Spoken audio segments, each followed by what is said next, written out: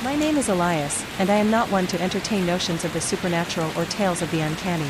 By trade, I am a mechanic, my days spent grounded in the tangible, wrench in hand, solving problems of steel and oil. Yet, the events of that frigid January night in Hollow's End 2 years ago remain etched in my mind, a wound that refuses to heal.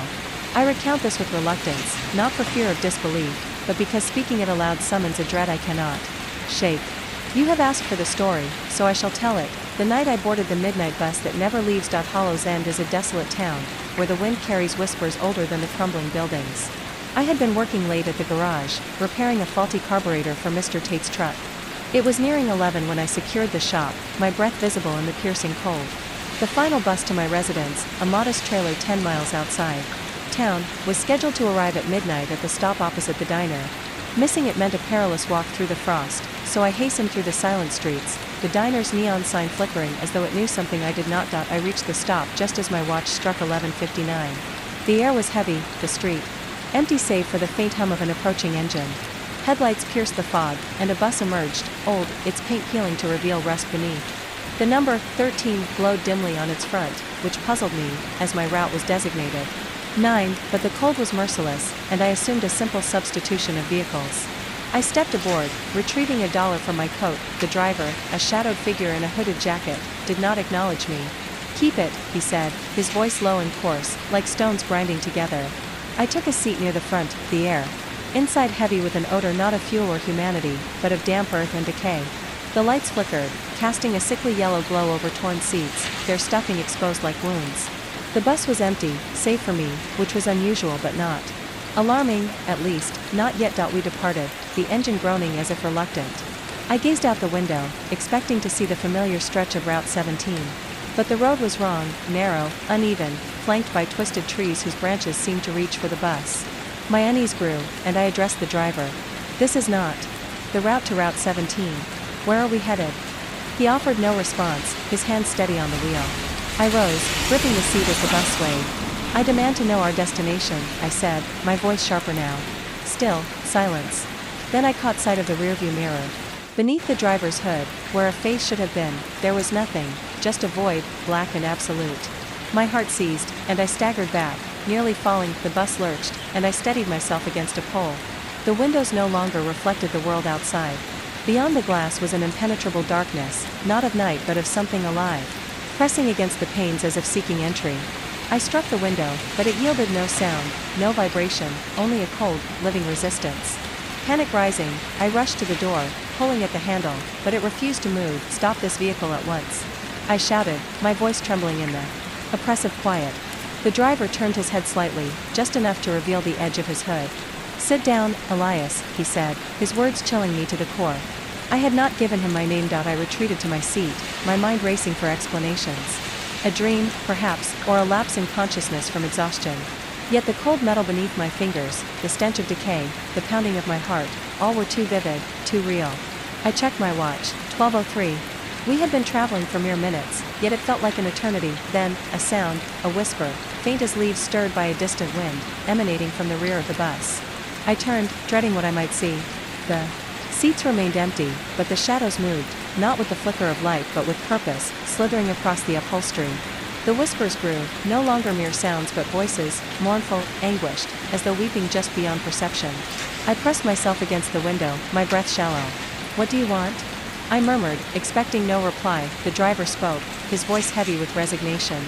"They all want something," he said. "But the bus does not stop." "Who are they?" I asked, my throat dried out. He offered no answer. The bus continued its journey, the darkness outside growing thicker, more oppressive. Shapes began to form within it, faces, hands, eyes that appeared and vanished in an instant. My trembling hands fumbled for my phone, but it displayed no signal. The time read 12:03. I refreshed the screen. 12:03, again, 12:03. Time itself had abandoned me. The whispers became wails, no longer confined to the back of the bus but echoing within my mind. They spoke of loss, of promises broken, of lives unfinished. I clutched my head, trying to block them out, but they burrowed deeper, each voice a needle in my soul. I saw flashes, memories that were not mine, a woman's tear-streaked face, a child's hand slipping away, a man's scream swallowed by silence. They were not my memories, yet they felt as real as my own. I turned to the driver, desperation overtaking fear. "Why am I here?" What is this place? He tilted his head, and though I could not see his face, I felt his gaze. You boarded the bus, he said simply. Everyone who boards has a reason. I just wanted to go home. I cried, my voice breaking. Home, he repeated, the word heavy with meaning I could not grasp. The bus decides where you belong. The shadows at the back grew bolder, taking form, vague, human-like shapes that flickered like candle flames. One stepped forward, or rather, glided, its outline blurred but its presence undeniable. It was a woman, her dress tattered, her eyes hollow yet piercing. She reached out, and I felt a coldness that was not of the air but of something deeper, as though she was pulling at the threads of my existence. Elias, she whispered, her voice both distant and intimate. You left us. I shook my head, my heart pounding. I don't know you. I've never seen you. But her eyes held mine, and in them, I saw fragments of a life I had buried, a sister, lost to illness when I was a boy. A mother, broken by grief, a father who turned to the bottle and never looked back. I had run from them, from Hollow's End, from the pain of it all, telling myself I could start anew. But the bus had found me, the woman faded, but others took her place, more figures, more voices, each one carrying a weight I recognized but could not name. They were not accusing, not angry, but their sorrow was a tide, pulling me under. I sank to the floor, my hands over my ears, begging for silence, for release. The driver spoke again, his voice cutting through the cacophony. You can't leave until you understand. Understand what? I sobbed, my strength unraveling. Why you're here, he said. Why you boarded. I don't know how long I sat there, the voices swirling, the darkness pressing in. Hours, perhaps, or days. Time meant nothing on that bus. But slowly, a truth began to emerge, pieced together from the fragments of those voices, those memories. I had spent my life running, from pain, from guilt, from the people I had failed to save or to love. The bus was not a place, not a destination, but a mirror, showing me what I had refused to see. I looked up, my eyes burning with tears. The shadows were gone, the voices silent. The driver was watching me, or so I felt, though his face remained hidden. I'm sorry, I whispered, to the shadows, to the past, to myself. The bus slowed, the darkness outside thinning. I saw a faint glow, the outline of trees, the familiar curve of Route 17. The doors hissed open, and the driver spoke one final time. Get off, Elias. Don't come back. I stumbled out, collapsing onto the frost-covered ground. The bus pulled away, its taillights swallowed by the fog. I checked my watch, 12:04. 1 minute had passed. I made it home that night, but I've never been the same. I left Hollow's End soon after, trying to outrun the memory of that bus.